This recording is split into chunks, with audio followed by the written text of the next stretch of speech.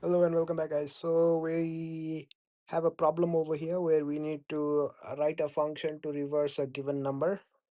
Right. To do that, there is multiple ways to do it. We can use a while loop as well, or there could be another way is basically to convert the int into a string and then do a reverse on it, right? So that's what we will do, perhaps. Okay, string and then n, and then we can use the list operator where we step over if we do -1, right? So what will happen is it will start from the end and then start reversing the string for us, right? And then we basically convert that whatever the number came out to be into a int again.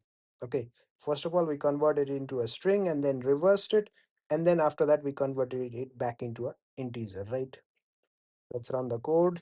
Should work. Let's submit the code. I'm pretty sure we will see the other solution as well in the solution section. Right? That's more of a DSA kind of way to do it. Okay, so this guy was just sending out string only. So yeah, maybe we don't need to convert it into an int, but yeah, that's fine.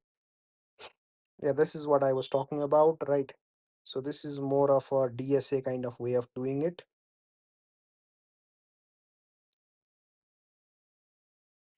Okay.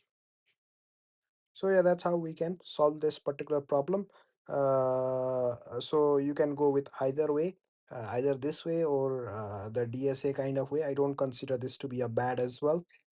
Okay, this is more of a good approach in my opinion. Sometimes if you are using Python to do DSA, of course you can use the default built-in functionality of it, right?